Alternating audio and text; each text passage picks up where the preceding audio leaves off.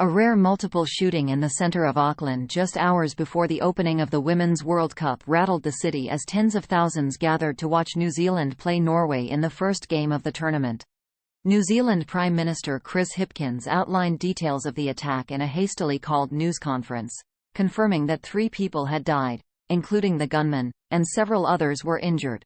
Emergency services rushed to the city's central business district just after 7 a.m. local time Thursday, after reports that a man armed with a pump-action shotgun had opened fire on a construction site, he said. He moved through the building site discharging the firearm as he went, Hipkins said. Upon reaching the upper levels of the building, the man contained himself in an elevator. Shots were fired, and he was located a short time later. Hipkins said the actions of the police officers who ran into the gunfire, straight into harm's way in order to save the lives of others, were nothing short of heroic. New Zealand Police Commissioner Andrew Coster said 1 officer was shot as he attempted to engage the gunman, and 4 civilians had moderate to critical injuries. Coster said the suspect was under home detention orders but had an exemption to work at the construction site where the shooting took place, and the incident was believed to be related to his work there. The man had a family violence history, but there was nothing to suggest that he has presented a high-level risk, Coster said. He did not have a firearms license, Coster added. New Zealand police said the shooting did not pose a national security risk, as officials confirmed the Women's World Cup opening ceremony and first game would go ahead as planned. In a statement, FIFA said it extended its deepest condolences to the families and friends of the victims. FIFA has been informed that this was an isolated incident that was not related to football operations and the opening match tonight at Eden Park will proceed as planned, the statement added. However, plans to show the match on a big screen at a fan zone in downtown Auckland were scrapped, out of deep respect to those who lost their lives, the Mayor's office and Auckland Council said in a statement. The fan festival will open from midday Friday, the statement added. Tourism New Zealand also cancelled a welcome event scheduled for the opening match because the location is within the area cordoned off by police as they investigate the shooting.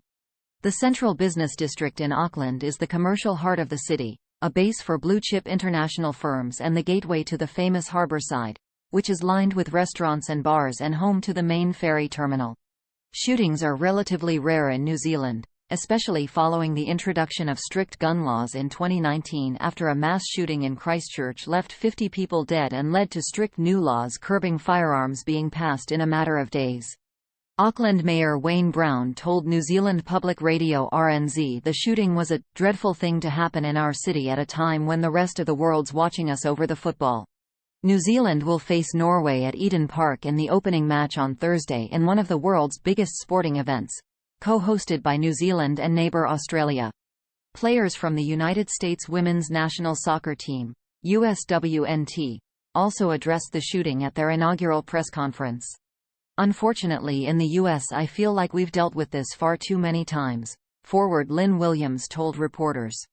Looking over the cordon, Nisha, an American tourist who had traveled to Auckland to watch the World Cup, described the shooting to CNN as incredibly tragic. Especially at the start of the World Cup. There's so many people coming in. There's so much excitement. Nisha, who declined having her surname published, said news of the shooting surprised her. In places like New Zealand, you just assume a level of sort of safety, right? She said.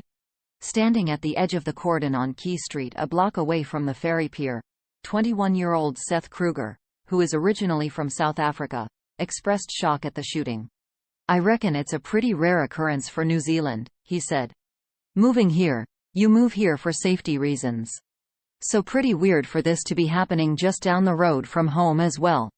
Kruger and his friend David Aguilon were scheduled to work at the Cloud, a multi-purpose event space at the Queen's Wharf along the Auckland waterfront, which is hosting the FIFA Fan Festival throughout the World Cup. However, with the police continuing to cordon off several key streets, Aguilon said they hadn't been able to get on site, and it was unclear whether the fan festival would be open in time for Monday's first game. In a statement, U.S. Soccer said that it extends its deepest condolences to the families of the victims who were killed in downtown Auckland today. In a statement, New Zealand Football said it was shocked by the incident. "We can confirm that all of the Football Ferns team and staff are safe, but we will not be able to comment further while details are still emerging," a statement said. Preparations for the game tonight at Eden Park will continue as planned.